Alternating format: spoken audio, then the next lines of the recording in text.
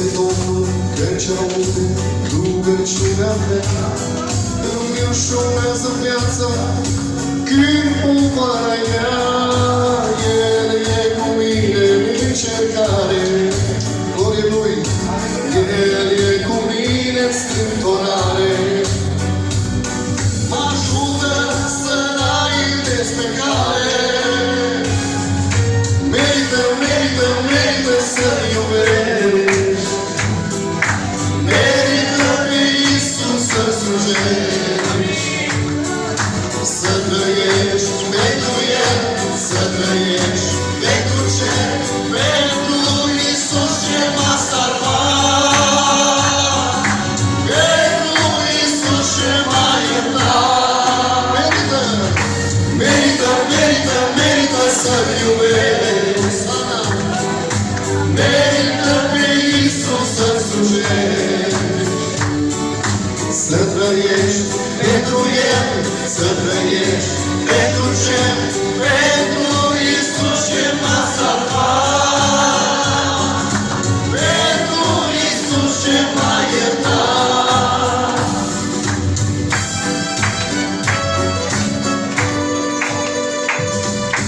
Domnul meu m-a ridicat când am fost căzut, mi-a dăruit speranță când am fost pierdut, de totul meu mi l-a iertat. Prin sânge sfânt ce-a vărsat, și-o haină, și-o haină nouă El mi-a dat. Merită, merită, merită, merită să-L iubești, merită pe Iisus să-L slujești, să trăiești pentru El, să trăiești pentru cer, pentru Iisus ce m-a salvat, pentru Iisus ce m-a iertat. Merită, merită, merită, merită să-L iubești, merită pe Iisus să-L slujești, să trăiești pentru El, să trăiești pentru cer, pentru Iisus ce m-a salvat, pentru Iisus ce m-a iertat.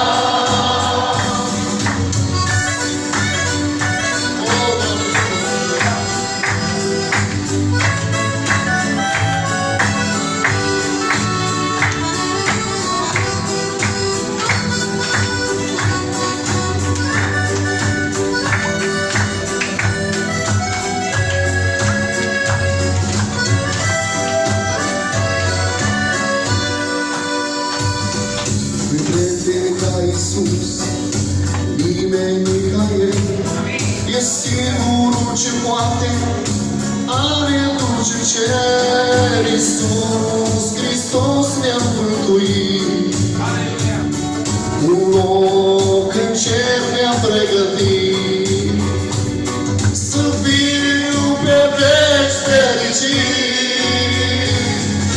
Merită, merită, merită să-L iubești, merită pe Iisus să-L slujești, să trăiești pentru El, să trăiești pentru cer, pentru Iisus ce m-a salvat,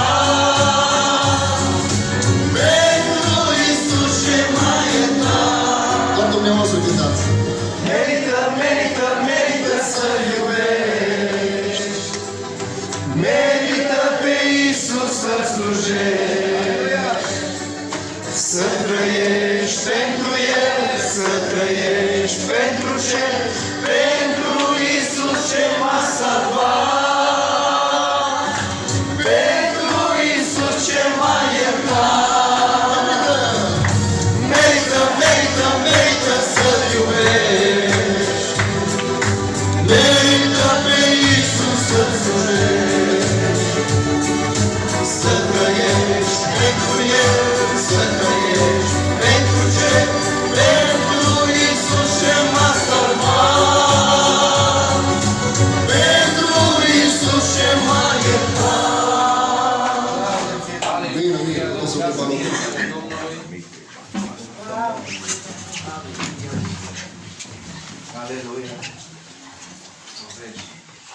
Fiindcă atât de mult a iubit Dumnezeu pe români, pe maghiari,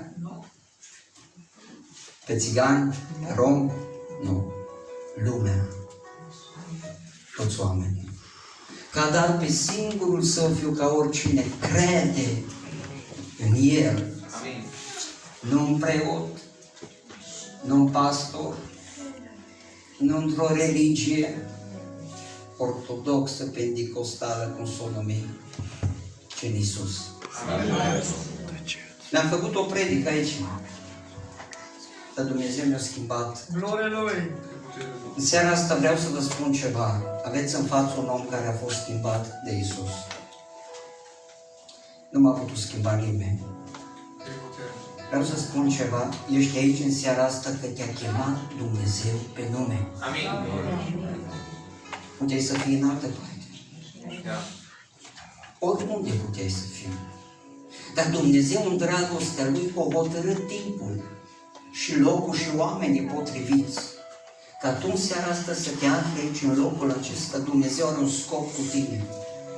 Să-ți vorbească, să-ți mântuie sufletul și să te vindece.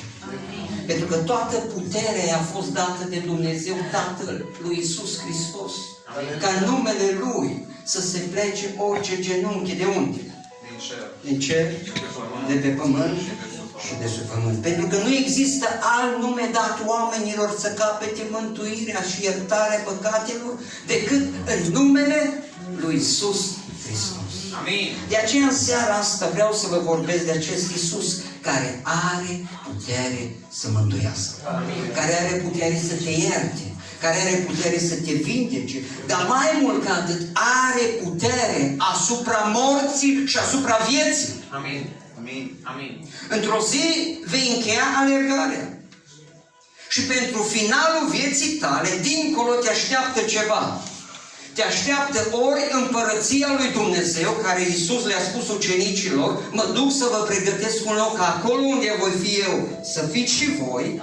Adică, dacă crezi în Iisus Hristos, tu nu mai mori, cine crede în El nu mai moare. Amin. Cum? Nu mor? Pentru că voi mor și pocăiții. Fizic mori, dar tu spiritual, Duhul din tine trăiești veșnic. Amin. Și nu e tot una cum trăiești în chin, unde va fi plânsul și scrâșnirea dinților, sau vei trăi în fericire împreună cu Dumnezeu. De aceea în seara asta ne aflăm aici, de aceea pastorul, de aceea frații vin aici să facă evangelizări. Nu să vă aduie la un cult, nu să vă bage într-o dominație, nu trebuie să vă schimbe religia. Oamenii aceștia au de lucru cu sufletul vostru. Pentru că sufletul e de valoare în tine. Ai un trup, dar ai și un suflet. Și ai și un duh în tine. Și de aceea în seara asta vreau să spun ceva. Sufletul tău, pentru sufletul tău a murit Fiul lui Dumnezeu. Ești aici în seara asta și vă privesc. Nu cum vă privește, eu n-am puterea cum vă privește Dumnezeu. Dumnezeu e atât de bun. E plin de milă și de compasiune. Știi ce ar face Iisus dacă ar fi aici? Te-ar lua în brațe. Atât de mult iubește Dumnezeu. Mie mi-a vorbit Dumnezeu într-un loc, nu ca acesta. Vă aveți harul să fiți. Să fiți într-o seară ca asta de evangelizare. Într-un loc, ai venit de acasă, liniștit, mașina sau pe șlos. Te vei întoarce înapoi acasă dacă va hotărâ. Să mie Dumnezeu mi-a vorbit într-un loc în care eram închis și la propriu și la figurat. Mi-a vorbit Dumnezeu într-o închisoare, în penitenciarul din Gherland. Am ajuns acolo nu că am fost bun, am fost rău. Și prietenii nu te vor duce niciodată la bine, prietenii ăștia, decât numai la rău. Pentru că prietenia cu lumea e vrăjmășie Dumnezeu. Și am crezut că, având bani, având prieteni, asta e fericire. Și prietenii m-au dus unde m-au dus, pentru că anturajul te duce. Anturajul care nu îi implica Dumnezeu te strică, Așa e. te deformează, te face din om neom. Și am ajuns acolo și după Revoluție, imediat, au permis autoritățile să poată să se facă și evangelizări în penitenciar. Și în 1992, rețineți, într-o joi seară, la ora 18, comandantul unității a dat ordine ca 500 de deținuți, câți eram acolo noi, să fim duși într-o sală mare. Și acolo au venit niște misionari, evangeliști, din America, bineînțeles cu translator, și ne-am așezat pe bănci acolo, într-o sală mare, și oamenii aceia au început prin translator să predice cuvântul lui Dumnezeu, să propovăduiască pe Iisus Hristos. N-am înțeles prea multe. Însă ceea ce m-a mișcat mărturia unuia dintre ei, atunci când am povestit viața lui și când și-a ridicat haina și ne-a arătat în trupul lui cicatricile, fusese împușcat, declarat mort.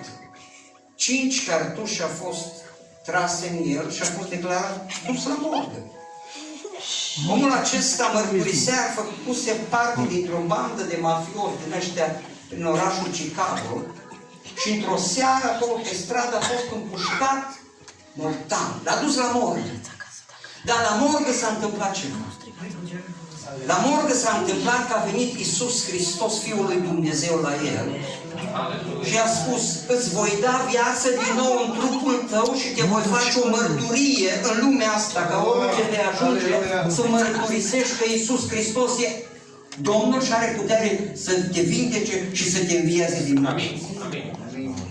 În momentul acela mărturisea omul acesta, nu știu, ați fost la morgă, ați văzut cum se țin dezbrăcate, cu un cearceaf față. Mostă s-a trezit la morgă, cu un cearceaf alb pe față și în momentul acela s-a ridicat. Femeia care făcea curat acolo, când a văzut, vă dați seama, un om șoc, aleșinat.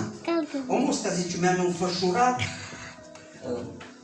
acel cearșaf pe lângă mine, am mers la ea și am mișcat-o, am trezit și am zis, nu te teme, femeie, uite ce mi s-a întâmplat, Dumnezeu mi-a dat din nou viață. Te rog frumos să-mi cauți ceva haine, să mă îmbrac. Femeia tremura, nu știu ce să fac. A luat haine, i-a dat haine, s-a îmbrăcat, Dumnezeu i-a vorbit, părăsește în grabă orașul acesta și s-a dus în Los Angeles, în partea aia altă Americii, și Dumnezeu a început să-l pregătească pentru misiune. Și așa a ajuns omul acesta, pentru că Dumnezeu l-a pregătit și a vorbit să se ducă doar în închisori în întreaga lume. Am rămas puțin șocat de mărturia acestui lucru. Cum Dumnezeu învie oameni? Cum Dumnezeu iartă păcătoși? Cum Dumnezeu poate să facă așa ceva? La urmă, după ce a terminat de predicat,